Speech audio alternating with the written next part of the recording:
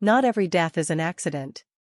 Sometimes the truth hides in silence, buried under family secrets and lies. When Lena returned home, she carried only grief, until she uncovered her sister's letters. What followed was not forgiveness, but a plan for revenge that no one could escape. I came back to the town I once swore I'd never return to. The train slowed near the river, and I couldn't look away from the water. They said it swallowed Anna that night. They said she slipped. Everyone repeated it so many times that it became the official truth. But truth never sat right with me, not when it came from their mouths. The air smelled the same as it had years ago, damp earth, rust, old wood. Yet everything felt smaller, colder, almost staged. The houses leaned inward as if eavesdropping. The road to the family mansion was lined with weeds, gravel crunching under my shoes like brittle bones. The house itself stood in silence, enormous and empty, its windows like black eyes watching me approach. My uncle once called it the pride of the family. To me, it had always been a cage. Stepping through the gate, I felt the same unease I carried as a child. Back then it was obedience. Now it was suspicion. Inside, nothing had changed. Dust had claimed the furniture, but the smell of varnish and candle wax lingered. Every echo of my footsteps reminded me of nights when Anna and I whispered about leaving, promising each other that someday we would escape. I did. She didn't. I went to her room first. The door groaned when I pushed it open, as if resisting me. Time hadn't touched it. Her books still leaned against each other on the shelves. Her bed still held the faint dent of her weight, though she'd never returned to it. I sat there, the silence pressing down, and for the first time in years I allowed myself to grieve. My hand drifted to the dresser mirror, its edge rough beneath my fingers. Something was loose. I pressed gently, and the mirror shifted. Behind it, hidden in a hollow, was a bundle of folded papers tied with a faded ribbon. My chest tightened as soon as I saw the handwriting. Anna's. The first letter was dated weeks before her death. Her words were heavy with fear. She wrote about missing money, the inheritance our parents left, and how someone in the family had stolen it. She wrote about threats, about being told to keep quiet for the family's reputation. She mentioned no names, but her words trembled with the weight of what she dared not write directly. Letter after letter, her fear sharpened. She was being watched. She wanted to run, but she didn't trust anyone enough to ask for help. And then came the line that hollowed me out completely: if you are reading this, Lena, it means he kept his promise. It means I couldn't survive him. She wrote to me. She must have hidden the letters, hoping I would find them one day. I pressed the pages against my chest, as though holding them could bring her back. All it brought was rage. Memories clawed at me, the night of her death, how swiftly it was declared an accident, how quickly the case was closed. My uncle's voice had been the loudest then, calm and certain as he repeated the story. He was the one who insisted she slipped. And everyone listened. They always did. The letters told me what I had suspected for years: Anna hadn't fallen. She had been silenced. My uncle had stolen what belonged to us, and when she threatened to reveal him, he ended her.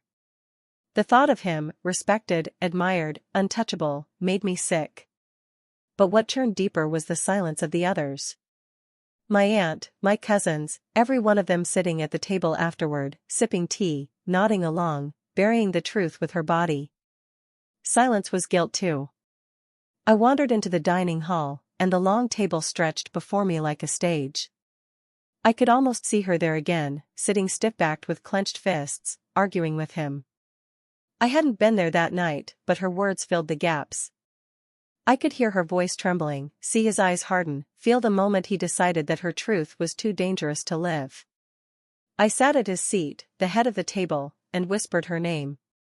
For a moment the air felt alive, heavy, as if she answered. I wanted to cry, but grief no longer came with tears. It came with fire. That night I didn't sleep. I spread her letters across the bed, reading them again and again until the words etched themselves into me. Each one was a blade. Each one was fuel. I imagined her last moments, the panic, the helplessness as water dragged her under. My heart clenched at the thought of her final breath, the fear she must have carried, the betrayal when she realized who had pushed her. She was alone. But I am not. I have her words, and I have time. I whispered to the dark, Anna, I know. And I will make them feel everything you felt. The fear. The helplessness. The silence before the end. The mansion seemed to shift with my vow. Its silence no longer felt empty. It felt watchful. Complicit. My uncle thought he had erased her, but secrets don't vanish. They wait. At dawn, I tucked the letters back into their hiding place, though their weight stayed with me. I would pretend. I would smile when he greeted me. I would mourn politely at the table. Let him believe I returned only to visit a grave, not to exhume a truth. But beneath the mask, I would wait. I would plan. His calm voice that convinced everyone of her accident, one day, it would choke on its own lies. I stood by the window, fog rolling across the garden, and I made my promise aloud, daring the walls to carry it, you silenced one sister. But I am still here. And I am not afraid of you. I had always thought silence was heavy. But after I found Anna's letters, I realized silence was worse than that, it was sharp. It cut between every word spoken in the house, it lingered in every glance that slid away too quickly. The morning after my return, I joined them for breakfast. My uncle sat at the head of the table, his chair tall and commanding, just as it had always been. His hair had grayed, but his eyes hadn't changed, steady, unreadable, the kind of eyes that made people lower their gaze. I didn't lower mine. He smiled when he saw me. To anyone else, it would have looked warm, even fatherly. To me, it was a mask stretched too tight. He said it was good to have me back, that family was all that truly mattered. The words tasted false, as though he had rehearsed them in front of a mirror. My aunt barely looked at me. Her hands shook as she poured tea, and though she tried to hide it, I noticed the way her knuckles whitened. My cousins were louder. They spoke carelessly, cracking jokes about old times, laughing about the past as though Anna had never existed. I smiled when I had to, but every laugh felt like a blade twisting. I realized then what the letters had only suggested. It wasn't just my uncle who was guilty. They all were. Maybe not of killing her, but of letting it happen, of burying the truth with their silence. Their comfort had been bought with her life. I played my role. I spoke softly, asked about the town, feigned interest in their stories. But inside I was studying them. Every pause, every nervous glance, every sentence cut short. They thought I had come back as a grieving sister seeking closure. They didn't see the sharpness behind my smile. When breakfast ended, I excused myself and walked into town. The streets were familiar in shape but faded, like a memory dulled by dust. I went to the town hall first. Old files were stored there, forgotten in cabinets that smelled of rust and mildew. I asked for records from the year Anna died. The clerk, an old man who remembered me as a child, gave me a tired smile and waved me toward the archives. Hours passed as I flipped through reports, notes, and police statements. The official report was thin. Too thin. They had closed the case within 2 days, citing accidental drowning. No autopsy had been performed, no interviews beyond immediate family.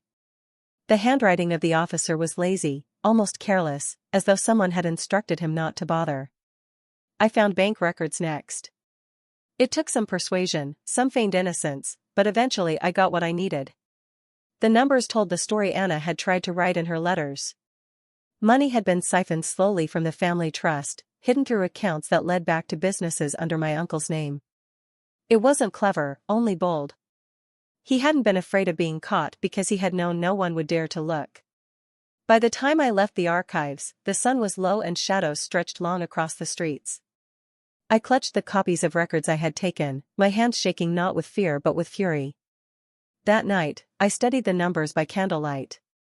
Each withdrawal, each transfer was a nail in the coffin he thought he had buried Anna in. She had seen it, confronted him, and he had silenced her. The pieces fit too perfectly to ignore. The next day, I listened more than I spoke. I drifted through the house, quiet as a shadow. I lingered near doors left ajar, caught whispers when they thought I wasn't near. My aunt's voice was soft, brittle, she looked so much like Anna. My uncle's answer was sharp, final, don't bring up the past. The cousins argued in the garden one afternoon. I heard my name in their quarrel, one accusing the other of saying too much. When they noticed me watching from the window, they stopped instantly, laughter forced onto their lips. I smiled back, but inside I marked it down. They knew something. Every night, I returned to Anna's letters. I read them until the words burned into me, until I felt her presence sitting on the bed beside me. Her fear became my resolve. Her silence became my voice. I began to test them. Small, careful words dropped into conversations. I asked my aunt if she ever thought about Anna's last night. She froze, her spoon clattering against the bowl, and excused herself. I mentioned the river to one cousin, and he laughed too loudly, avoiding my eyes. I asked my uncle what he remembered most about Anna, and for the first time I saw his mask falter. He said, she was foolish.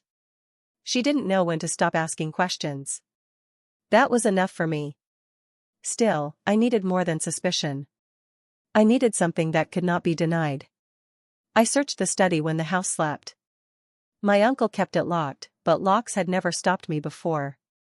Inside, the room smelled of ink and leather.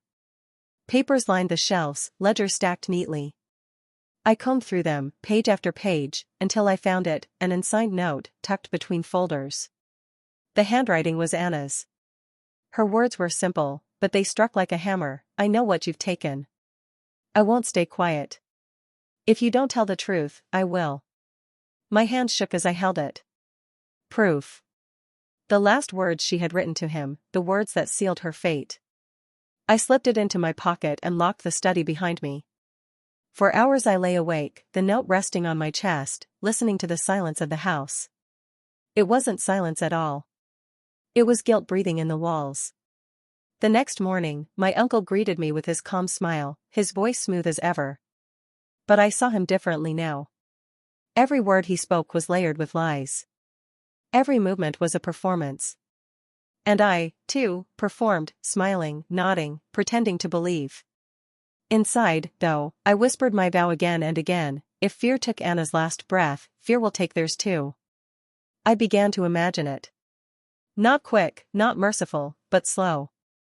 They would feel what she felt. They would hear the water in their ears, the silence closing in, the betrayal pressing down. I didn't need to scream. I didn't need to accuse. My weapon was patience. My revenge would not be a storm but a shadow, silent, steady, impossible to escape. That night, I stood at the riverbank where she had died. The water moved quietly, carrying secrets no one else cared to keep. I crouched by the edge and whispered into the dark, I will not let them sleep soundly. I will not let them forget. You are not gone, Anna. Not while I am here. The wind stirred as though it carried her answer. By the time I returned to the mansion, I knew my path. I had proof, I had her words, and I had my resolve. They had stolen her life. Now I would steal their peace. They thought silence had buried her. But I had returned to dig her voice out of the grave. And soon, they would hear it echoing in every shadow. I had carried Anna's letters long enough. Reading them every night had carved her fear into me, and now I was ready to carve it back into them. My uncle thought his silence was unshakable, but silence can be broken in ways words never could. Fear doesn't need to shout, it only needs to whisper at the right moment. The first whisper was small. I slid one of Anna's letters beneath my aunt's bedroom door. Not the original, but a copy written carefully in her own handwriting, every loop and slant mimicked until it looked as though Anna herself had returned to speak. I chose a line that would eat at her, I know you knew, and still you said nothing. By morning, her face was pale, her eyes swollen. She avoided me at breakfast, her hands trembling as she held her teacup. My uncle asked if she was unwell. She forced a smile, but I could see the panic behind her eyes. That was the beginning. I moved carefully, never rushing, never giving them more than they could bear. One cousin found a necklace on her dresser that had once belonged to Anna, though I had taken it from her old drawer. Another cousin swore she heard footsteps outside her room at night, though no one was there when she looked. I let their imaginations do the work. Fear grows faster when it has room to breathe. The house began to unravel. Arguments broke out over nothing. Doors were locked that had never been locked before. At night, I walked the corridors quietly, letting the floors creak, letting the shadows stretch. My aunt began leaving lamps lit in every corner, afraid of the dark that had once been so familiar. It wasn't enough to torment them inside the house. I wanted the town to see cracks too. At the market, I let rumors slip, whispers about Anna, about how her death was never truly explained. I spoke softly, to the right ears, just enough for the words to spread on their own. Soon, when my uncle walked through town, people's smiles felt forced. Their respect wavered. He noticed, I could see it in the stiffness of his jaw. The second whisper came in the form of sound. Late one night, I filled a jug with water and poured it slowly along the hallway outside my uncle's study. The sound was faint but unmistakable, water trickling, echoing, crawling closer. I knocked on the door once, sharply, then slipped into the shadows. When he opened it, he found nothing but the wet trail leading nowhere. His face the next morning was tight, sleepless. For the first time I saw him unsettled. The mask had cracked, just enough for me to glimpse the fear behind it. My aunt broke sooner. I cornered her in the garden, where the roses had grown wild. She flinched when I called her name.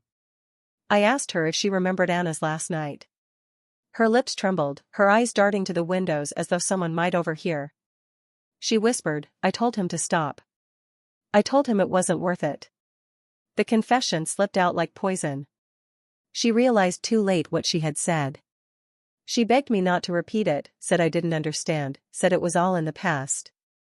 I left her there, shaking among the roses, her silence finally heavy with truth. But silence was no longer enough. I slipped another copy of a letter onto my uncle's desk. This one said, "The water remembers. The river still carries my name." He burned it in the fireplace that same night, but the smoke that filled his study smelled like guilt. Days blurred into nights, and the house grew more suffocating with every hour. My cousins whispered of moving away. My aunt barely slept. My uncle's once steady hand shook when he poured his drink. Fear was rooting itself in their bones. One evening, I led my uncle toward the river. I told him I wanted to leave flowers for Anna, to honor her memory. He agreed, though his steps were slow, reluctant. We stood by the bank, the water moving softly in the dark. I laid the flowers down and said nothing at first. Silence pressed against us, heavy, unbearable. Then I spoke, my voice low, "Do you ever hear her? When you stand here alone?" He stiffened, his eyes darting to the water. He muttered something about letting the past rest. But his voice cracked, and I knew the water spoke to him too. That night, I heard him pacing his study long after the rest of the house had gone to bed. He poured drink after drink, his muttering carrying faintly through the walls. He was talking to himself, arguing with someone only he could hear. Perhaps with her. My revenge was not about blood. It was about fear. Blood dries, but fear lingers. I wanted them to live in the same dread Anna must have felt in her last moments, the knowledge that something inevitable was coming, that no one could save her. I began leaving water where they least expected it. A basin filled and left outside my aunt's door. A jug overturned near my cousins' beds. The sound of dripping echoing in the silence of the night. Each time, they grew more restless, more frantic. They searched for explanations, but none came. Fear doesn't need reason. One night, my uncle found me awake in the library. He studied me carefully, his face pale, his eyes bloodshot. "You're troubled," he said, almost gently. "You've been thinking too much about the past. Don't let it consume you." I held his gaze and said softly, "The past consumes everyone eventually." His lips tightened. He left without another word. The third whisper was the cruelest. I slipped Anna's last note, the one she had written to him, into his pillow. When he went to bed that night, he found it waiting for him. He didn't know I had already taken the original. He thought it had come back to haunt him. The next morning, he didn't come to breakfast. His study door stayed shut until noon. When he finally appeared, he looked years older, his hands trembling, his eyes darting to the corners as if expecting her ghost to emerge. My aunt begged him to take a trip, to leave the house for a while, but he refused. He said abandoning the house would look like weakness. Yet every step he took, every glance over his shoulder, betrayed him. I realized then that my revenge was working. He was living Anna's last night over and over again, every whisper a reminder, every shadow a threat. He was trapped in the same fear he had forced on her. One evening, I stood by Anna's room with the letters spread across the bed. The air was thick, heavy. I whispered to her, "They're breaking, Anna. They're finally breaking. I will not stop until he feels what you felt." And I knew he was close. Close to confessing. Close to collapsing under the weight of his own guilt. I didn't need to rush. Fear doesn't need to kill quickly. It only needs time. The house was breaking apart long before I touched it. My whispers only hurried the cracks. By the time the last night came, fear had done most of the work for me. My aunt kept to her room, refusing to eat. My cousins muttered about leaving, their laughter gone. And my uncle, once unshakable, was nothing but a shadow of the man who had silenced Anna. He locked himself in his study, pacing, drinking, muttering. I heard him through the walls, pleading with no one, arguing with ghosts. Every creak of the floorboards made him startle, every shadow stretched too long across the walls. He was living in the prison he had built for Anna. I chose the river. It had always been the truth he couldn't bury. That night, I left another note on his desk, "Meet me where it ended. Or it begins again." I waited by the water, the night wind carrying the scent of damp earth. The river moved slowly, endlessly, just as it had when it swallowed my sister. I laid a lantern on the bank, its glow flickering across the waves. He came at last, his shoulders hunched, his steps uneven. He looked smaller now, worn thin by guilt. When he saw me, he stopped, his face pale in the lantern light. "Lena," he said, voice rough. "This has to stop." I shook my head. "It stops when you say it. Out loud. What you did to her." His eyes darted to the water, then back to me. "She was reckless," he muttered. "She threatened everything. She would have ruined us." "She was your blood," I said, my voice low but steady. "And you chose silence over her life." His hands trembled. For a moment, I thought he might deny it again. But fear had stripped him bare. He sank to his knees by the riverbank, his voice breaking. "I didn't mean for it to go that far. I just wanted to scare her, to make her stop. But she slipped, she fell."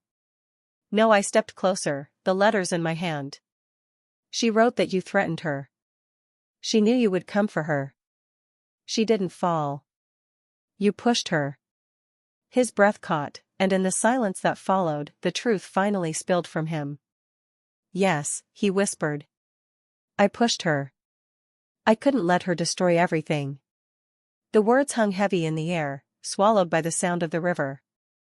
My chest tightened, not with relief, but with something colder. I had waited years to hear it, but hearing it didn't bring her back. He wept, his hands covering his face. I watched him, my heart steady, my voice calm. "This is what you gave her. Fear. Silence. Drowning in the dark. And now it's yours." I didn't touch him. I didn't need to. The river was enough. He stared at it, his shoulders shaking, his sobs echoing against the water. Whether he slipped in by accident or stepped in by choice, I will never say. All I know is that the lantern flickered, the water rippled, and when I looked again, he was gone. I stood there until the river was calm again. No one else came. No one else saw. The water carried him away, as it had carried Anna. When I returned to the mansion, I went to her room one last time. I laid the letters back in their hiding place, tied neatly with the ribbon. They were no longer instructions. They were evidence, a voice that would never be silenced again. Before dawn, I stood at her grave in the churchyard. The air was cool, the earth damp. I whispered, "It's done, Anna. He felt it. He lived it. And now he's gone. The weight in my chest shifted, not vanished, but lighter. Revenge had not healed the wound. It never could. But it had stopped the bleeding. When I left the town the next morning, the mansion shrank behind me, just another shadow on the horizon. I didn't look back. I didn't need to. The past had finally spoken. And I had listened. If this story gripped you, don't forget to subscribe for more chilling tales of betrayal and justice. Share your thoughts in the comments. Would you have done the same in Lena's place? Your support keeps these dark stories alive. Stay tuned.